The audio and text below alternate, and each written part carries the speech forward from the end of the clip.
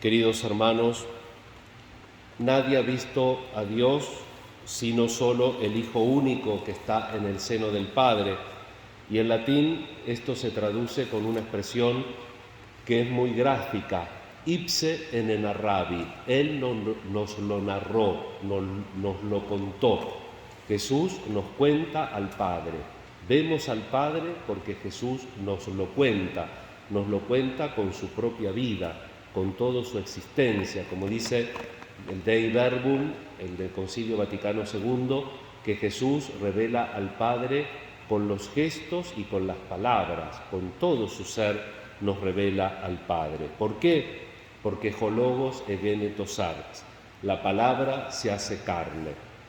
En el grandioso prólogo de Juan se despliega ante nosotros toda la plenitud del plan divino de salvación. Ciertamente, dentro de la historia surge el testigo que como precursor da testimonio del más grande, pero este más grande es la entrada en nuestro mundo de aquel que en el principio, antes de la creación de todo mundo, estaba junto a Dios y como Dios ha creado, vivificado e iluminado todo el mundo.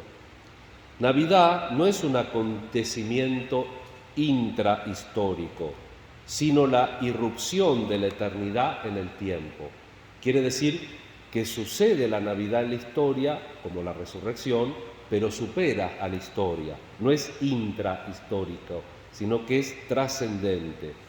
Por eso, Navidad y Pascua son un evento trascendente que no quedan inmanente, encerrado en la historia. El retorno del resucitado desde la historia a la eternidad hace que nosotros podamos también seguir esa vía, ese camino. La ley dada por Moisés era intrahistórica, pero toda ella remitía prolépticamente al verdadero intérprete de Dios, el único que es Dios y está al lado del Padre, al que nos ha mostrado a Dios tal cual es, como gracia y de verdad. Dice en el original griego San Juan, plere charitos kai aleseias, lleno de gracia y de verdad. Verdad quiere decir Dios es así, y gracia quiere decir Dios es amor puro y gratuito. Este primero de todos ha venido hoy al mundo que Él ha creado y que le pertenece. Hay muchos hombres que no le conocen y no le aceptan, pero a nosotros que creemos y le amamos, se nos ha dado la gracia de poder recibirlo en nosotros y por Él, con Él y en Él, llegar a ser hijos de Dios. Navidad no es solo su nacimiento, debe ser también nuestro nacimiento de Dios pros ton seon, junto a Él, junto al Señor. La segunda lectura de la carta a los Hebreos habla igualmente de la divinidad del Verbo encarnado. Mientras que Juan acentúa más el alfa, ahora se pone el acento en la carta a los Hebreos sobre la omega, en distinta, y no me refiero al virus, porque si no, el Omicron y toda la historia, en distintas ocasiones y de muchas maneras habló Dios antiguamente.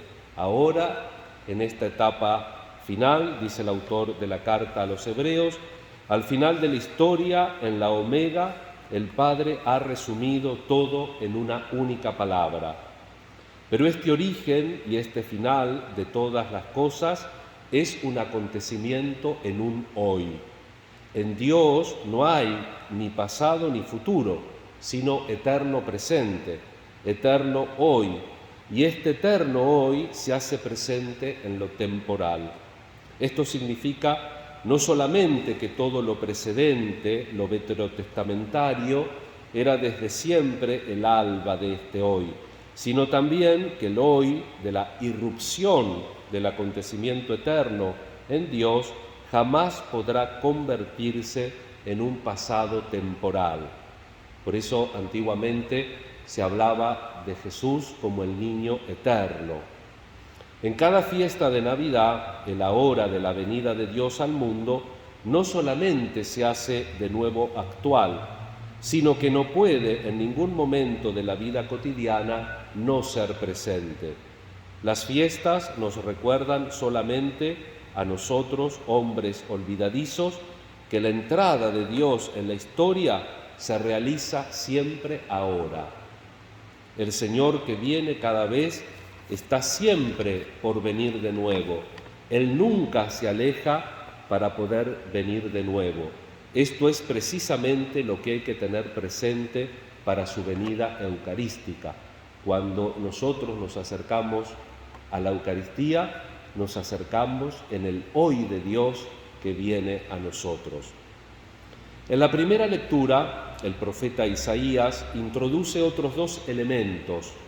En primer lugar, la existencia de los mensajeros del gozo que anuncian la venida del Señor. Sin esta llamada permanente y este regocijo de los mensajeros, tal vez olvidáramos la actualidad de la venida del Señor. Mensajeros eran los profetas, mensajero es la Sagrada Escritura, mensajeros son en la Iglesia los santos y todos aquellos que están animados por el Espíritu Santo. Y el segundo elemento es que el mensajero gozoso de la Iglesia no es una doctrina secreta, solo conocida en algunos círculos esotéricos, sino que es un mensaje abierto al mundo. El Señor desnuda su santo brazo a la vista de todas las naciones, decía la profecía, y verán los confines de la tierra la victoria de nuestro Dios. En la revelación de Cristo no hay nada oculto. Jesús dirá ante Pilato, yo he hablado públicamente ante el mundo, siempre enseñado en la sinagoga y en el templo, donde se reúnen los judíos. La profundidad de su revelación es desde el principio un misterio sagrado, pero públicamente revelado. Lo hallaron junto a la Madre Santísima, de la que el Papa Francisco nos dijo, María es la que sabe transformar una cueva de animales en la casa de Jesús, con unos pobres pañales y una montaña de ternura. Ella es la esclavita del Padre que se estremece en la alabanza. Eso lo dijo el Papa Francisco en Evangelii Gaudium, en el número 286. Ese es el verbo del que San Juan hizo una profunda presentación en el primer capítulo de su Evangelio, que hemos proclamado. Allí dice que la luz del Señor no fue recibida por las tinieblas de este mundo. Impropria venit et sui non receperunt. Vino a los suyos y los suyos no lo recibieron. Es que solo puede percibirla el corazón que con humildad se hace sensible al esplendor de lo pequeño, de lo sencillo, del amor más elemental y por ello más puro.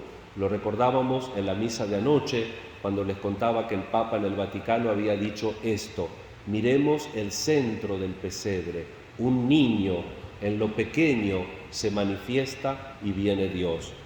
Celebremos en familia este día, unámonos a nuestras fiestas, todos los que se sienten solos, decepcionados, compartamos la esperanza con los que piensan que han perdido algo en este mundo y digámosle al Señor de la Navidad que vuelva a nosotros su corazón, que es sencillo, pobre, dulce, confiado, para que se restaure en cada ser humano la imagen de Dios y para que en el gozo de este día santo todos nosotros entendamos el misterio profundo de la Navidad.